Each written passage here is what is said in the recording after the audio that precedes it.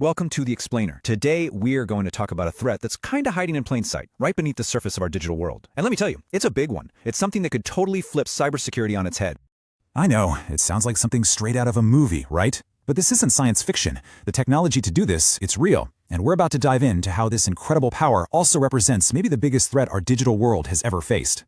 All right, Section 1, the quantum leap, a totally new kind of computation. So, you might be wondering, what makes a quantum computer so different from, say, the laptop or phone you're watching this on? Well, to really get a handle on the threat, we've got to start right there. Okay, this right here gets to the absolute core of it. Think about the computers we use every day. They work with bits, which are basically tiny light switches. They're either on or off, a 1 or a 0. Simple. But a quantum bit, or qubit, now that's where things get wild. It can be a 1 and a 0 at the exact same time. It's this mind-bending property called superposition, and it's what gives these machines their almost unimaginable power. So let's be clear, we're not just talking about a faster computer. This isn't just a souped-up version of what we already have. No way. This is a completely new, a fundamentally different way of processing information. It can tackle problems that are, for all practical purposes, impossible for even the biggest, baddest supercomputers we have on the planet today. And this is where you see the classic double-edged sword, right? On one hand, this power is incredible. I mean, it could revolutionize medicine, help us discover brand new materials. The potential is just staggering.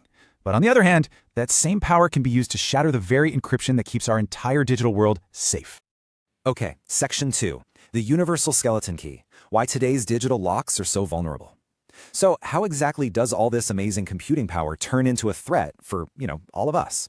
Well, it all boils down to the digital locks that we rely on for everything. You know the security of pretty much everything online? I'm talking your bank account, your emails, even top-secret government files. It's all built on one single idea: math problems that are just too darn hard for regular computers to solve. But what happens when a new kind of computer comes along that finds those impossible problems, well, easy? And just look at this. The encryption we use every single day, the stuff we don't even think about, is suddenly incredibly fragile. Things like RSA and ECC, which are the backbone of secure websites, online banking, even cryptocurrency, a quantum computer would just shred them. And even AES, which we use to protect data that's just sitting on a hard drive, would be seriously weakened. It's literally like someone discovering a master key that unlocks every digital lock on the planet. And here's the crazy part. The weapon to do all this, it already exists. It's called Shor's algorithm, and it was created all the way back in 1994. For decades, it's just been this theoretical skeleton key, sitting on a shelf, waiting for a computer powerful enough to actually pick it up and turn the lock. All right, moving on to Section 3, the Q-Day countdown. This is a ticking clock for global cybersecurity. Because this isn't some far-off, maybe someday problem anymore. This is a real, urgent global race against time. So the big question is, how much time do we actually have left? Experts have a name for this moment: Q-Day. And listen, the conversation is no longer about if a quantum computer will be able to break our encryption. It's all about when.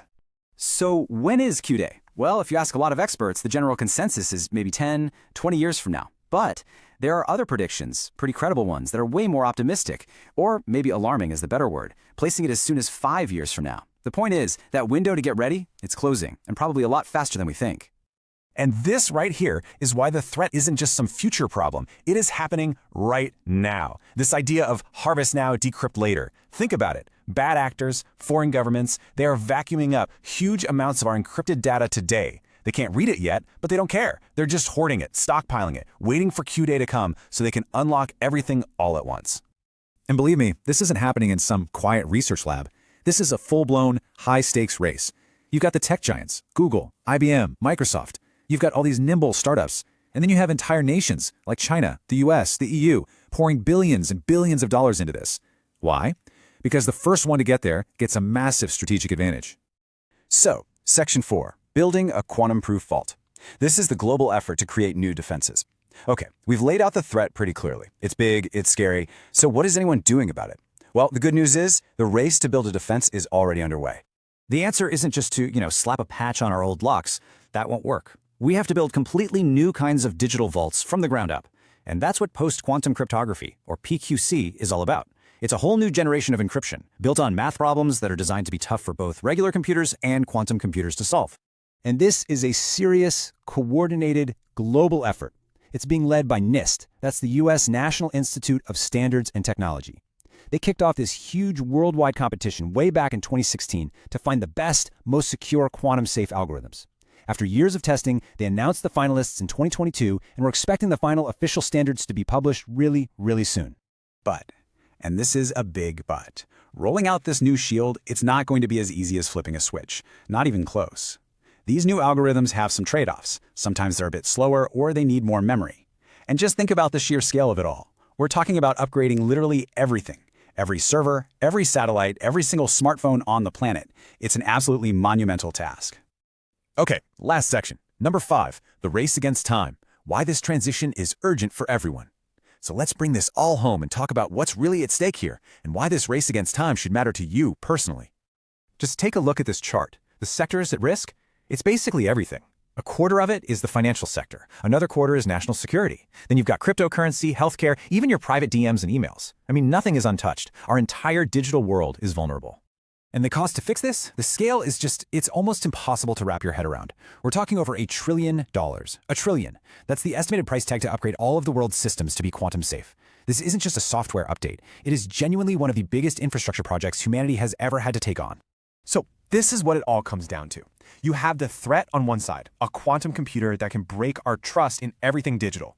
And on the other side, you have the solution, this massive global migration to new quantum safe standards. It's a race, pure and simple. And the thing to take away from all this is that the security of our entire digital world hangs on who wins this race. The outcome isn't just for the cybersecurity nerds. It's going to define what digital trust and security mean for every single one of us for the next 100 years.